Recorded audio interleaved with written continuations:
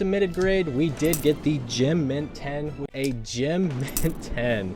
On the regrade, we did get the Gem Mint 10. One of the easiest ways to make money in the Pokemon hobby is to regrade cards. In today's video, I have some cards that I got from CGC that I sent into PSA to try and get a higher grade, resulting in a higher value. As you can see, we have the CGC label covering up the PSA grade. Let's go ahead and check out how we did on these regrades.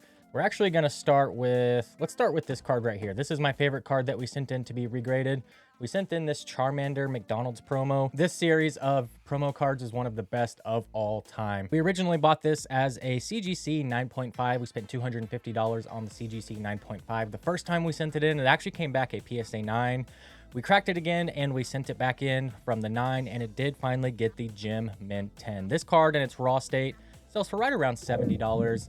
In a PSA 10, this is about a $500 card. So we went from $250 to $500. If you minus the $30 in grading fees, we're doing pretty good on just this first card right here. It's an extremely clean card. It really did deserve that Gem Mint 10 the first time we sent it in. I can't believe it only got a 9 that first time. All right, the Scyther that we have here, this is from the red and green gift set. This is one of my favorite series alongside those McDonald's promo cards. This is just a fantastic set. It's a top 5 promo set in my opinion.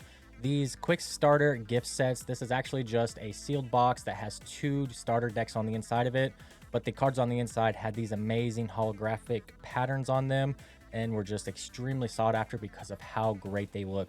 We originally bought this in a CGC 8 for $43. In the raw state, this card sells for about $50, so we really could have just cracked the slab and sold it as a raw card.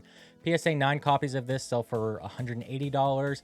A PSA 10 copy of this will go for around $500. I've had cards as low as 7.5 jump up to 10, so if we could get this to come back in a 10, it would be a 10 times return. It's unlikely, but let's find out. All right, we got the Near Mint 8. So, okay, the 8 actually came back in a near mint 8, but that's okay. This card actually sells for between $90 and $110 in a near mint 8, so it's more than double what the CGC cost was. People just love PSA. They want their PSA cards. They don't really care about CGC, so it's really easy to find value in cracking open CGC slabs and cross-grading them over to PSA. The Moltres is another quick starter gift set card. This one comes out of the green deck. There's 2 different decks on the inside of this box. The sealed box of this sells for around $3,000 and sometimes even more than that. One of my favorite Articuno cards of all time comes from this gift set. The Moltres we picked up in a 7.5. We actually paid $56 for this.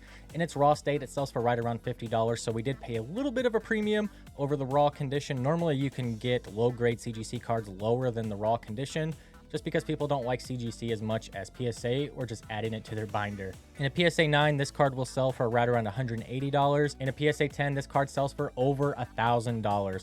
From a 7.5, we went to a PSA 9. That is amazing. That is a big jump right there. Over $100 difference in price between a CGC 7.5 up to a PSA 9. This really happens more often than it doesn't. I was really surprised that that Scyther came back in an 8. This 7.5 came back in a mint 9. This is honestly a really clean card. You can see right there, there's a little bit of edge wear on this card, and then there's a little bit of a white nick right there, but other than that, this was a very clean card, and that's why we sent it in to be regraded. Honestly, we weren't really trying for the 10 with that edge mark on the back. There was no way that it was going to get a PSA 10, but the mint 9 was definitely attainable, and that's what we got.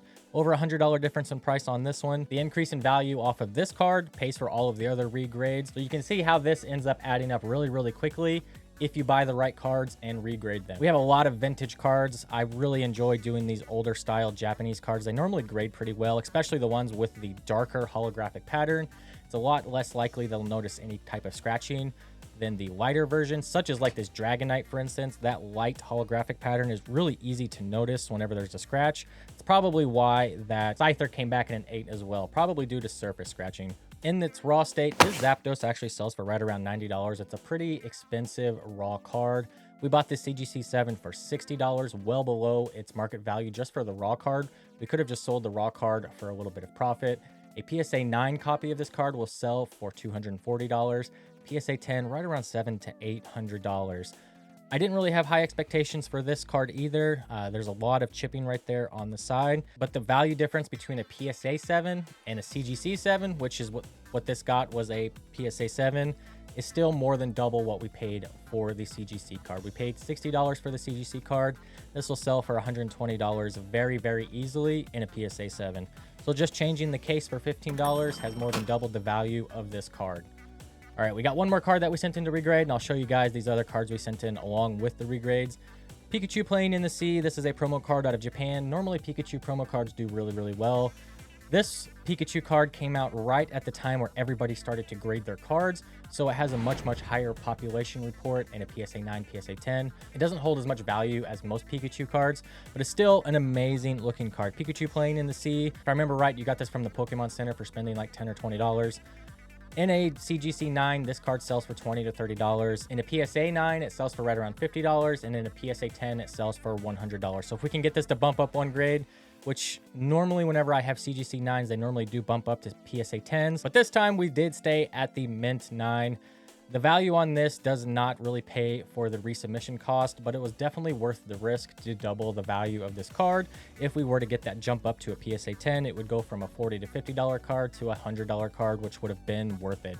The grade doesn't always increase from CGC to PSA, but when it does, there can be massive amounts of money to be made. This is a lot of fun to do. You can lose money doing this. The grades can go down. You can damage the cards while you're cracking open the slab. But for me, I have a ton of fun doing this, and I normally end up making a substantial amount of profit off of each one of these returns, even if only one or two of the cards get that higher grade. All right, the rest of the cards we have in this return, we got this Game Boy promo Dragonite. We have the Chikorita to go with the Charmander. We have the Slowpoke as well from that same set. Beautiful, beautiful set. We got some VS cards here. We got the VS first edition Beedrill, Janine's Beedrill, and we have the Lance's Charizard in this return. Have you guys had any luck regrading cards from CGC over to PSA to increase the value? Let me know down in the comments. I do appreciate you checking out this video, and I'll see you in the next one.